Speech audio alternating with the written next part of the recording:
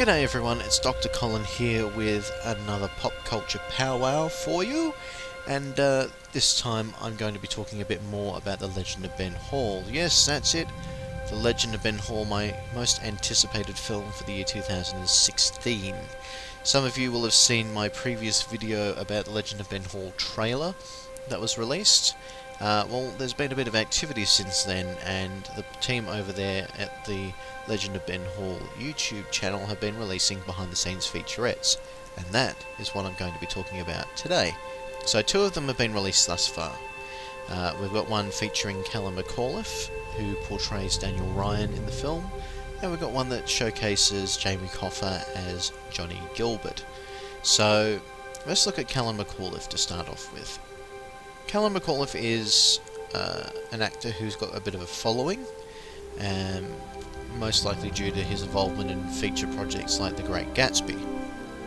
So initially he was communicating through Skype because he was living overseas, and one of the things he was asked was if he could grow a beard, which didn't work out terribly well.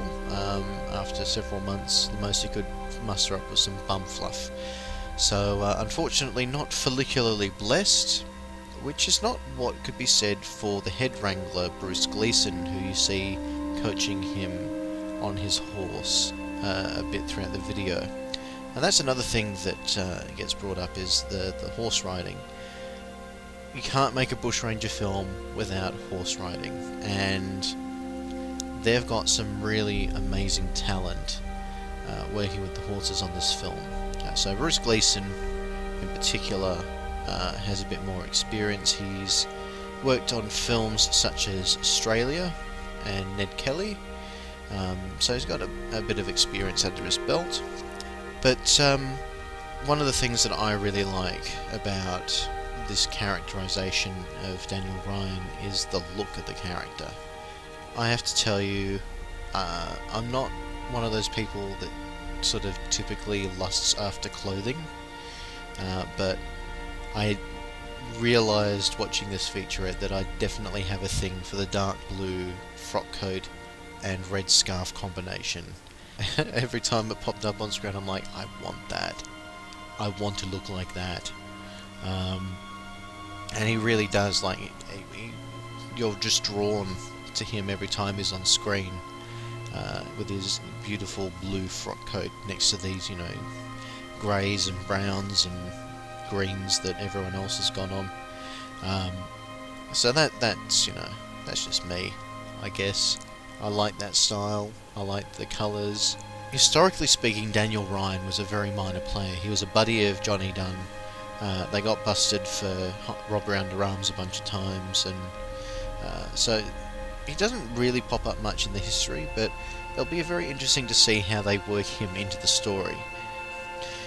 Moving on, we have the new featurette which was released today, featuring Jamie Coffa as Johnny Gilbert, and this was one of the roles that I was really excited to see. So we know that Jack Martin is playing Ben Hall, and he's fantastic. We've got William Lee playing John Dunn, and he's fantastic, and Jamie Coffa as Johnny Gilbert is also fantastic. From the bits that I've seen of him in the role, he owns this. I've got a feeling that he's going to be one of the characters that people will watch the movie and they'll be like, oh, I love that guy. And part of that is because John Gilbert himself is one of those kinds of characters. So historically speaking, Johnny Gilbert was known as the Flash Canadian or Happy Jack, and that was partly because he had this huge ego, this huge personality, really jubilant, loved to show off, and that very frequently got him into trouble. And he sort of fell into bushranging because he hung out with people like Frank Gardner, didn't he? Well, that was always going to end well. But the interesting thing is that because he's such an outgoing character, Frank Gardner and Ben Hall tended to sort of rein him in a bit where necessary, and it'll be interesting to see how that dynamic plays out in the film as well. So one of the things that I really liked about this featurette was that it showed just how much thought went into the process of formulating this characterization of Gilbert. And we have a bit of discussion about Jungian archetypes and things like that, which are all perfectly valid, because he is kind of an archetypical trickster character, which I think is one of the reasons why he's so appealing as a character. But to see that Jamie Coffa has put so much effort into developing the character, it's one of the reasons why I think it turned out the way it did. It turned out brilliantly because he took the part seriously, but not pretentiously seriously. Like, he used a lot of the actor's theory and stuff, which you should be using as an actor, to formulate a very realistic and yet unique characterization. And it doesn't hurt at all that he's strikingly similar in appearance to the historical Johnny Gilbert. That's one of the things that always jumped out at me when I was looking at the various casting decisions as his film production went on, was just how accurate the likenesses were to the people that were being portrayed.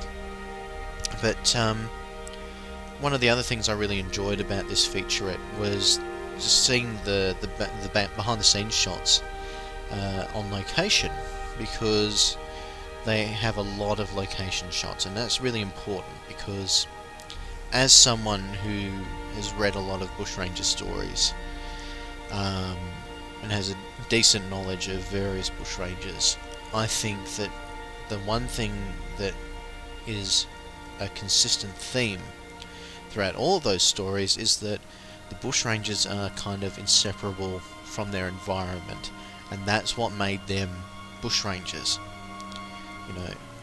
Ben Hall, Dan Morgan, Ned Kelly, Martin Cash, Matthew Brady, they all kind of found out the best way to adapt in their environment, how to survive where most settlers didn't know how to survive. And they were so good at it that they constantly trumped the police, because they were up against people that had no idea about the bush at all. I mean, we're talking about a lot of Irish and English policemen in particular, who probably had no background in bushwork or working out in the wilds, let alone the settler's life, that most settlers here didn't know how to survive in the environment either.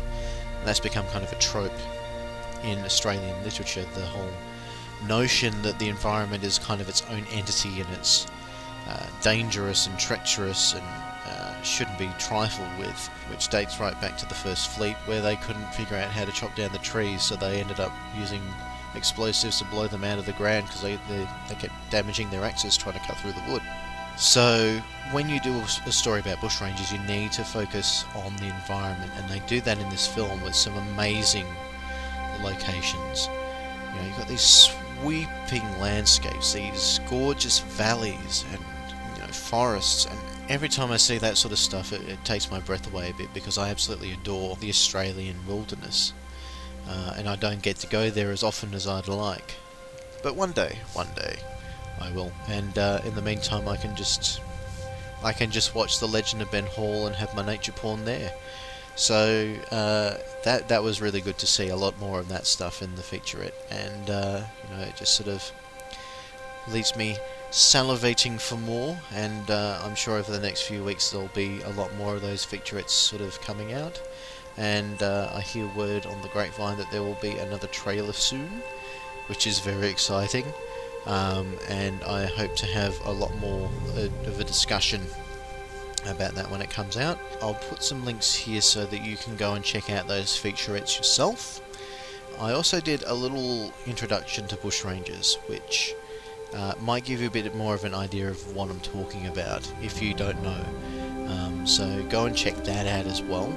So thank you very much for tuning in, and do go and check out those featurettes. I promise you won't be disappointed, and I hope to see you again soon.